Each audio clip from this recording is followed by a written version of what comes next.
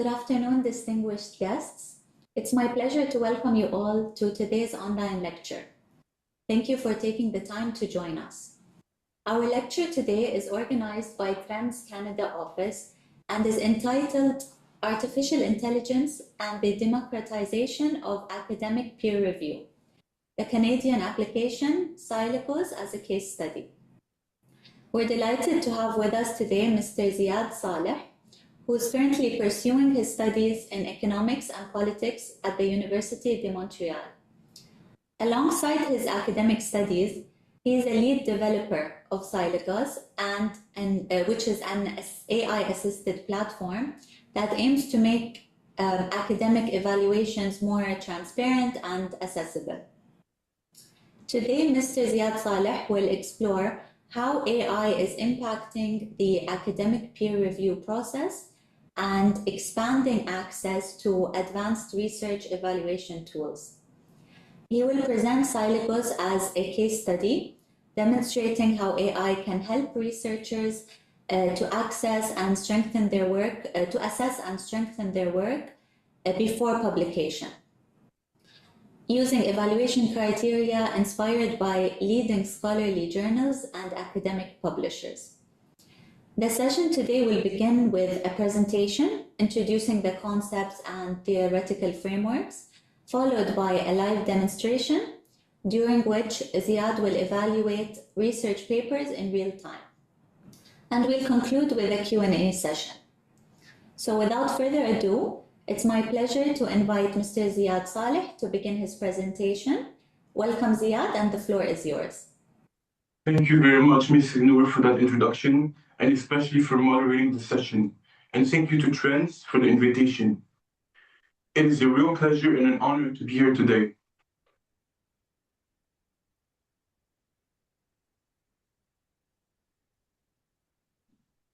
My presentation is about artificial intelligence and the future of academic peer review, and about one application, Syllogos as a case study. This is an application which I've spent a great deal working on. It is the result of more than 1,000 hours of work, marked by moments of doubt and uncertainty, but also by the conviction that I had to see it through.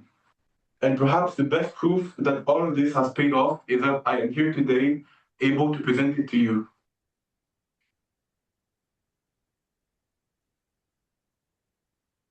We are living through a remarkable expansion of knowledge. Every day, thousands of new papers, new data sets, new problems in research, new claims.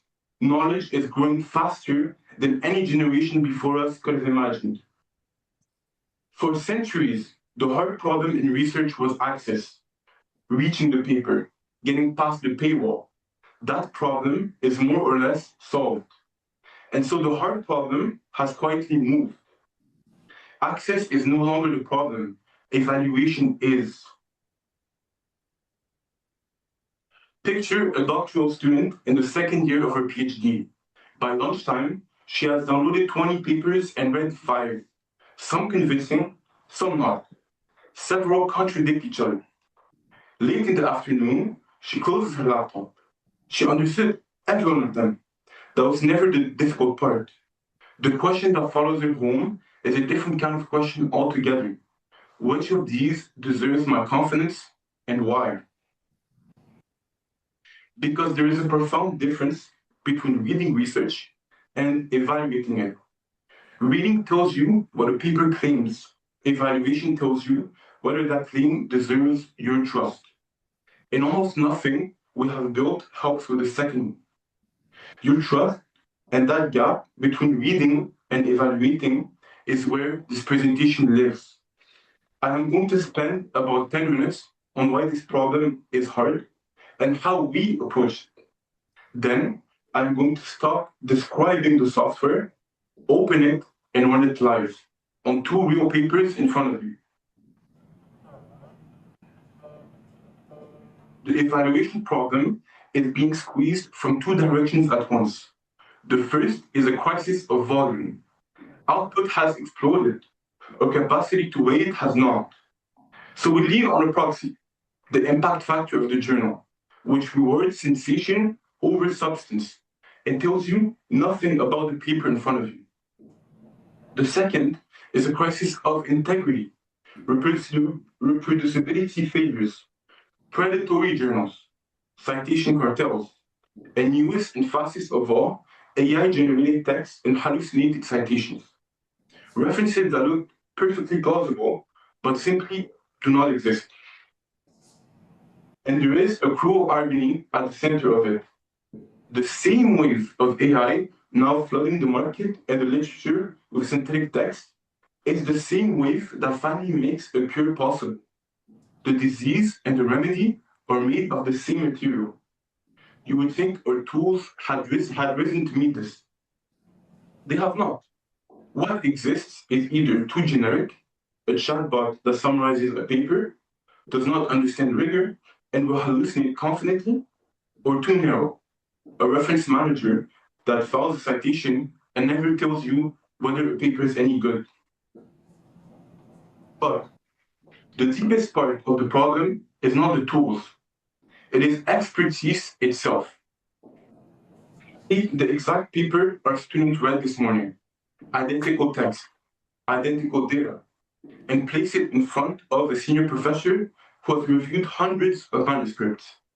She sees what the student could not, a methodological inconsistency, a limitation admitted in a single sentence, a conclusion that reaches past its evidence. Nothing about the paper changed, only the reading changed. Experience changes perception, expertise changes evaluation. And here is the quiet difficulty of the profession. That expertise is almost invisible. It is built over years until it becomes instinct, so complete that experienced reviewers often cannot fully explain their own reasoning. We train students in method, in statistics, in theory. We almost never train them in how an expert actually evaluates. That is the real gap, not a volume gap, an evaluation gap, and it is the one worth closing.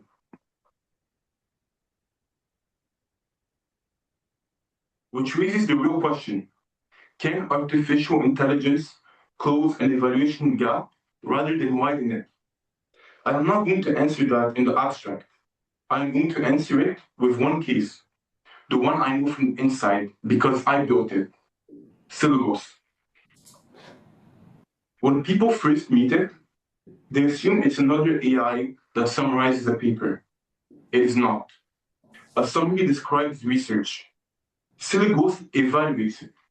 A summary answer: what does this evaluation say? Evaluation asks, how convincing is the method? How strong is the evidence? How original is the contribution?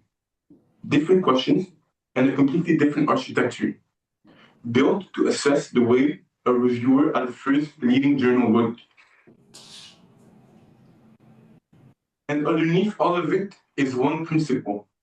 Artificial intelligence does not replace the researcher. It accompanies the researcher.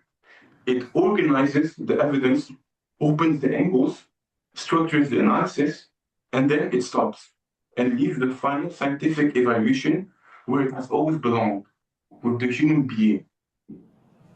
We are told constantly that the future is a contest, humans versus machines. Syllogos refuses that contest. Not AI instead of the researcher, AI with the researcher.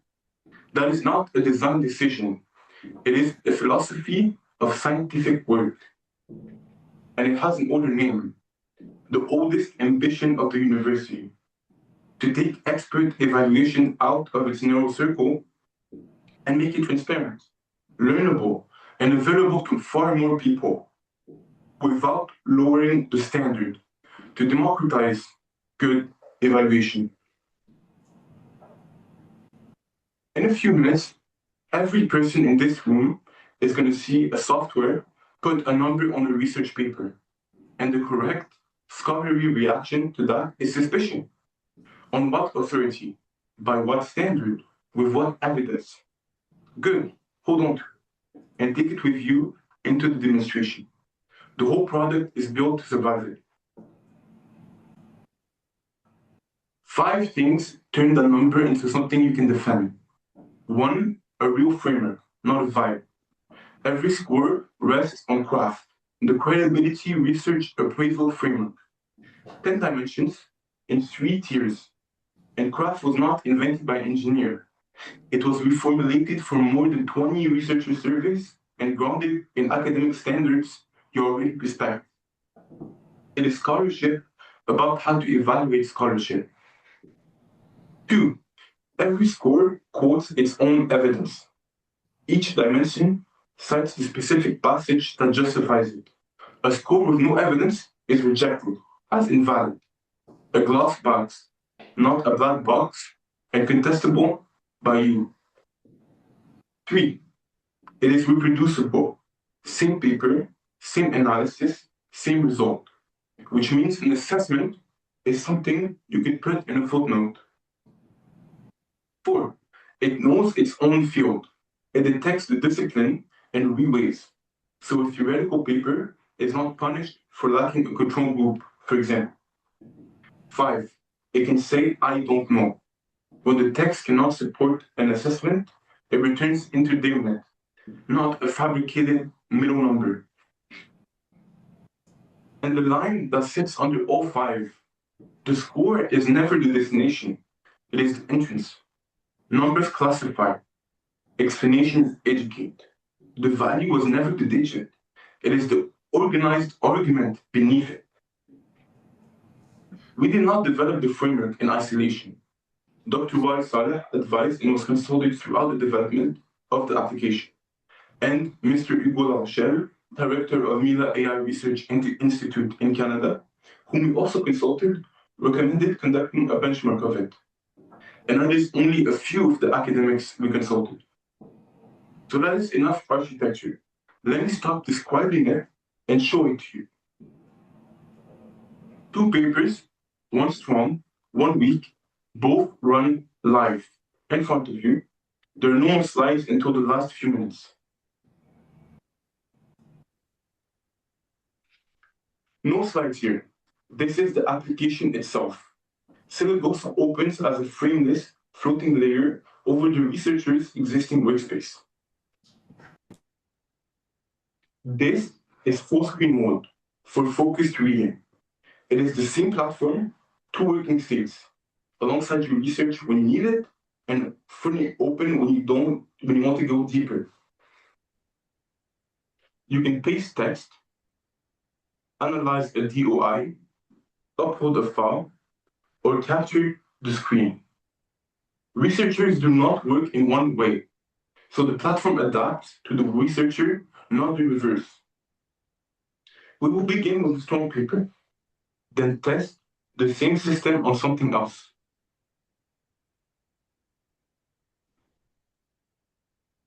Here, you have the 8 actions of analysis.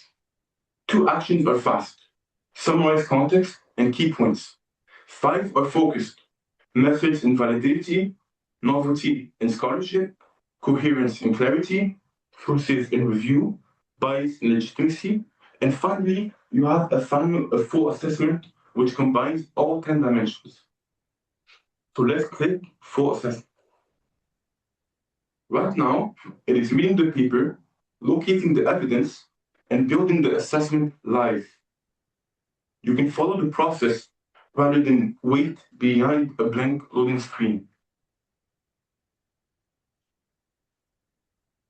The analysis continues in the background while I work elsewhere.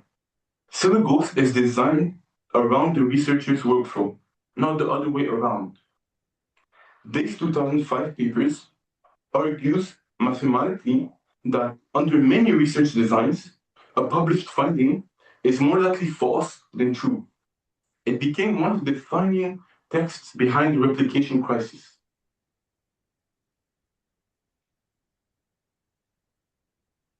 While the report is engaging, let's take a look at other notable features. You have a dark mode here, and you have your saved bookmarks.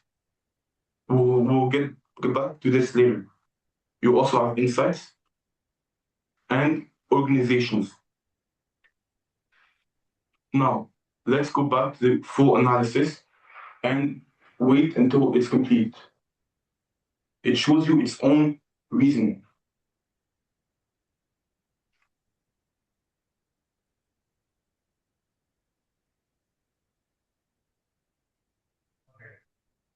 Now that the full assessment is done, at the beginning, you can see that there is a quick summary of the entire assessment itself. Once you go down, there is the composite credibility score, which is built over the 10 dimensions themselves. Now, let's scroll and see what do we have. So first, there is methods and validity. This section combines two different assessments. So methodological rigor and scientific validity, for example. Once you go down, novelty in scholarship. This combines originality and contribution and literature mastery. Coherence and clarity, theoretical and conceptual consistency, and writing quality. Sources and review combines the sources' credibility and the peer evaluation status. Bias and legitimacy combines objectivity and reflexivity and implicit legitimacy. That is all for the dimensions right now. Now let's dive deep into each one. Every dimension carries a score, a confidence level, and a quoted evidence and 3 practical conclusions. Its strongest feature, it's the most important gap, and the change most likely to lift it. As you can see here, for example, if we go down to writing quality, let's begin with one of the paper's stronger dimensions, which is writing quality. So the system does not praise the writing in the abstract. It shows the exact passages supporting the judgment and explains how each passage affects the score. For example, the probability of a study finding a true relationship reflects the power 1. So this is a technical term, and they are easily and precisely defined on first use, ensuring that the argument is easy to follow. Next, let's read through the analysis itself. So the strength of the writing quality is that the essay is exceptionally clear. It's translating complex statistical and epistemological concepts into highly readable words. The gap is that the dense presentation of the mathematical formulas in the running text can occasionally disrupt readability. The lift is that separating the mathematical proofs into a dedicated appendix or distinct boxes would improve the flow of the main narrative. Now, let's go to objectivity and reflexivity. This is one of the weaker dimensions of the paper. Now, on one of the most celebrated papers of the last 20 years, it still returns a specific defensible reservation. It's not a rubber stamp, it is a second reader. If we read what it actually says, let's read the quote first. Even though these assumptions would be considerably subjective, they would still be useful in interpreting research claims. So the paper acknowledges the subjectivity and inherent in applying the model's parameters. So in that text, the strength in the objectivity and reflexivity is that the author explicitly declares the absence of compelling interest and maintains a highly objective mathematical register. The gap is that the paper lacks a discussion of the author's own positionality or potential biases. The lift would be that including a brief reflexivity statement on how the author's background influenced the choice of the model parameters would enhance transparency. Now, praising a landmark paper is the easy test. Here's the harder one. we are going to upload a more difficult paper. Once again, run full assessment. While that runs, let me show you a couple of the application's features. First of all, you can save the paper to your saved page, where you can see the full assessment, the quath composite score, and the paper title itself, and a concise summary of it, along with the high confidence or the confidence level. Next, you can compare two papers. We'll come back to this later. You have the labs section.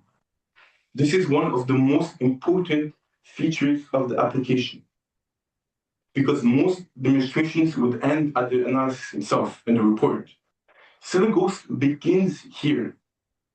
The labs turns the assessment into a conversation which is grounded in the paper and its evidence. The same paper can be questioned through 5 research lenses: positivist, post-positivist, constructivist, critical, and pragmatist.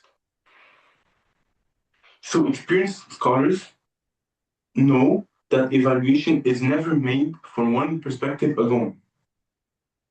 Now let's go back to the other paper which we analyzed. It should be complete in a few seconds here. So let's take the opportunity for a break.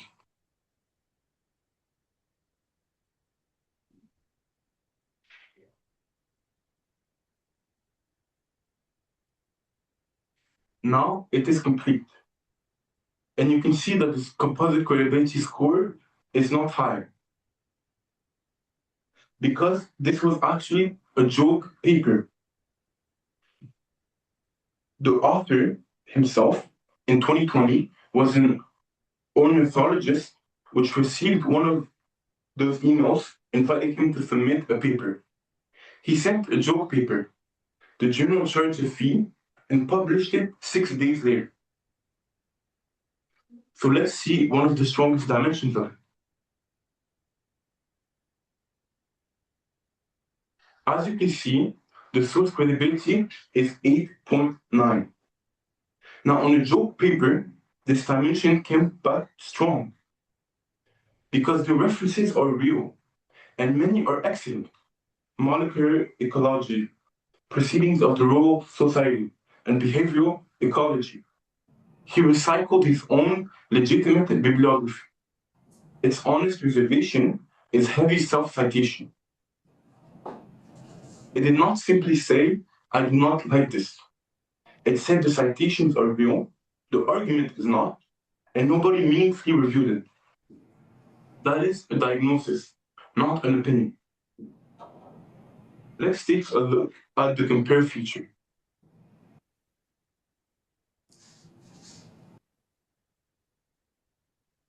In this section, you can compare two different papers in depth. So you can compare their credibility score and their in-depth analysis. Furthermore, any reasoning can be exported as copy to clipboard, save as a file, share the public link, or share to the organization itself. For example, let's share to trends. Now, if you go to the Insights tab, you will find our two papers here. This is an overview of your summarized and analyzed papers. Here you have the portfolio score, which combines all your papers into one score, the dimension radar, so you can observe which dimensions are weak and which are strong over your catalog of academic papers, and the papers' rankings themselves, along with analysis coverage and the risk digest. Now, if we go back to the trends demo, you can see that the paper was successfully shared. Here, you can add members, invite them so they can join and see the collective insight of the organization. Lastly, a feature which is really special, auto-detect. Here, if I go and find a paper,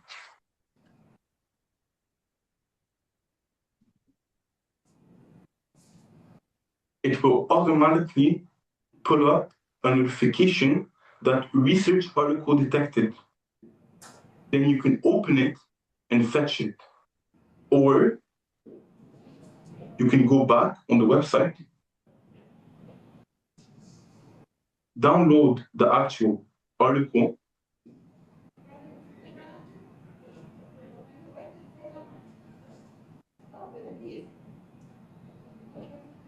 sorry, the connection is a bit slow,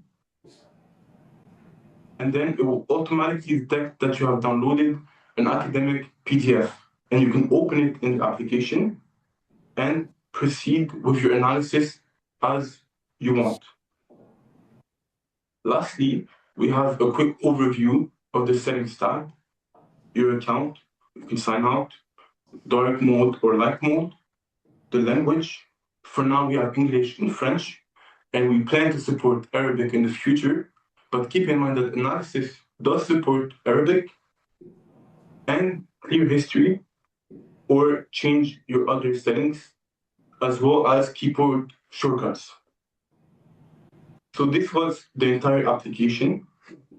Now let's go back to the keynote.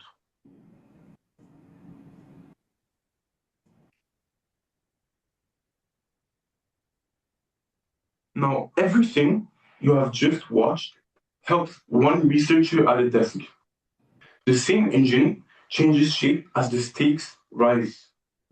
A research center faces two pressures at once. On the way in, analysts triage a fire hose of sources before a word of it reaches a brief. On the way out, the credibility of what the center publishes is its franchise.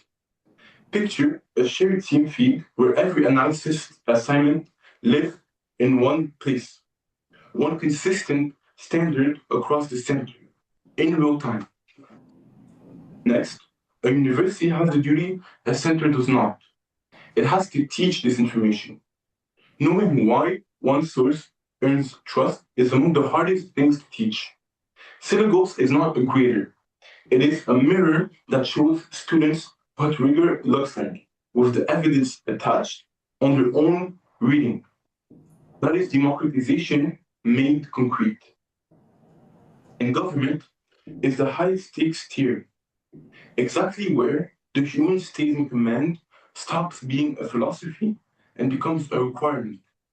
When research feeds policy, you need two things at once: the speed to scan the evidence and the guarantee that no algorithm made the call.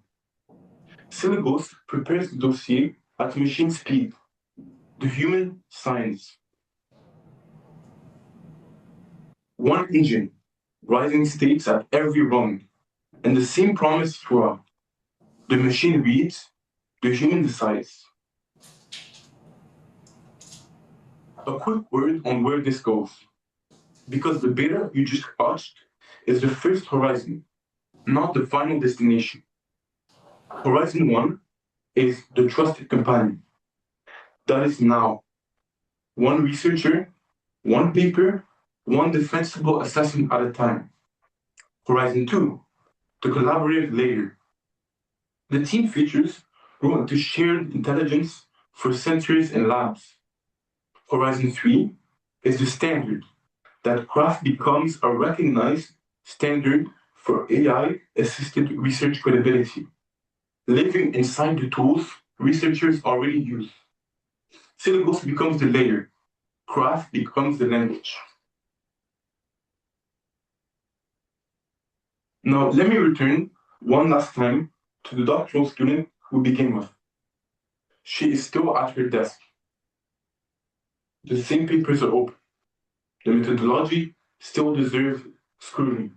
The conclusion still demands care. Nothing about her responsibility has changed. She must still think. She must still evaluate. She must still decide. Syllogos has not relieved her of any of that. It was never meant to. What it has done is make something invisible a little more visible. the logic of expert evaluation, not a replacement for thinking, a companion to it. Artificial intelligence accelerates the work. The researcher brings in the insight and understanding, and together they make evaluation faster, sharper, and more rigorous. One last thing, because I asked of you at the start to stay skeptical, and you deserve an answer rather than a promise. We tested it. 40 papers sorted in advance into 4 kinds: landmark research, ordinary published work, retracted papers, and predatory journals. 3 human reviewers scored all of them. Then the framework scored the same papers, blind to what the reviewers said. On landmark papers, the panel averaged 9.08. Syllogos gave it a 9.09. On ordinary papers, 8.29 versus 8.38. On retracted papers, 7.29 versus 7.39. And the gap is that the same AI model without the framework reaches between 0.16 and 0.40, because that trust is the score. 82% agreement with the panel, the human reviewers. So the difference between a model with an opinion and a model with a method. And it is honest about where it is still wrong. On predatory journals, it is harsher than the reviewers were. 4.3 when they gave 5.7. You watch that happen. They gave the Brit paper a 3. For triage, that is the safer direction to be wrong in. But it is a known bias, not a feature I would defend. And 40 paper is a pilot, not a settled result. But it is evidence, and it is why I'm comfortable standing here putting numbers on other people's work. Most discussions about artificial intelligence in the humanities and social spaces remain largely theoretical, with few concrete applications. Today, together with friends, we wanted to take the next step to show through Syllogos that we can move from reflection to application in social sciences. Syllogos is precisely that proof. In our disciplines, AI is no longer just a promise or a subject of debate. It can become a real operational tool that supports researchers. And today, we did not simply talk about AI in the humanities and social spaces. We showed it at work. Thank you. I've argued that scientific evaluation is at heart a dialogue. So there is no better way to end this than by beginning one. I will be glad to take your questions. Firstly, thank you so much for the engaging demonstration. Thank It you. was so fascinating. It was really fascinating to see the concepts from your presentation getting applied in practice. And personally, it was fascinating to me to see the way that the platform responded so confidently to the joke paper as well. So I appreciated that. We're going to move on now to the questions and answers session. I'll aim to pose as many questions as the time allows. Before that, I'd also like to mention that I appreciate that you encourage the audience to be skeptical and that you address that skepticism so well already. Thank you. Thank you very much. You're most welcome.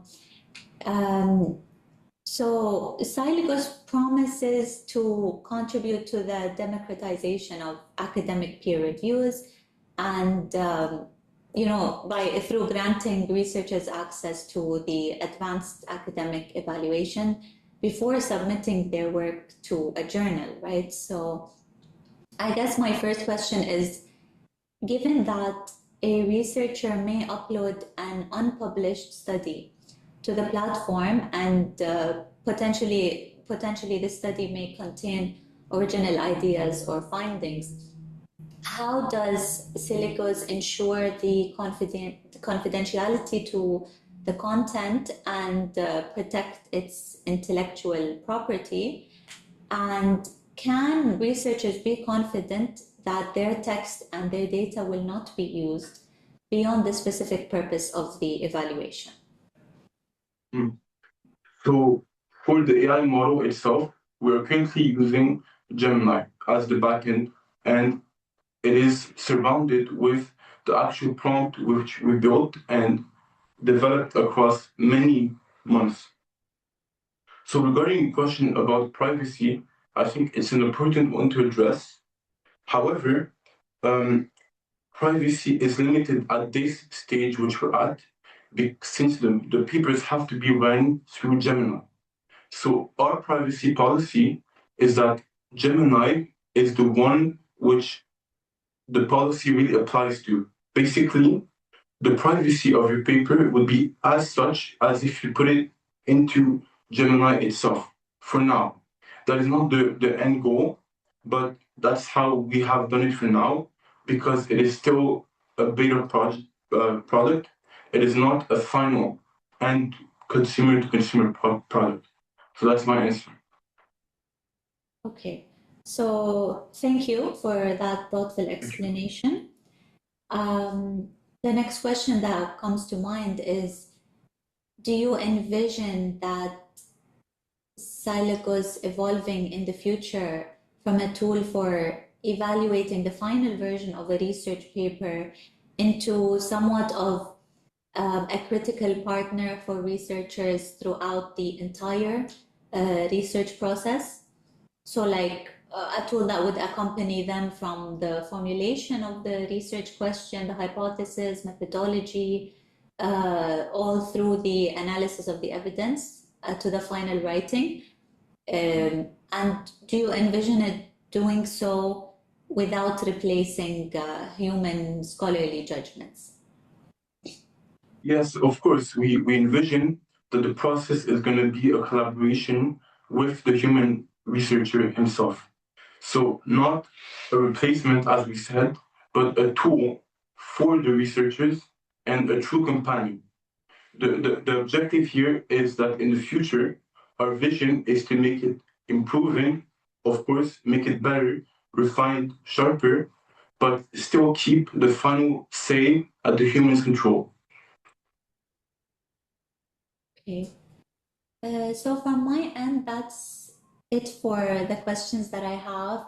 Do you feel like there's anything you'd like to add or that you'd like the audience to take home with them?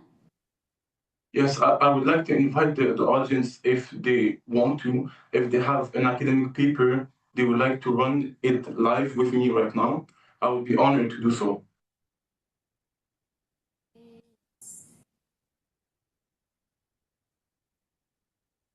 I think it's a bit short notice for the audience to be ready to do that, but would Okay. you maybe have like a demo that our researchers could try out? I'm sure they'd be happy to do that. Yes, yes, of course. You can just contact us via our email and we'll respond. Super, okay.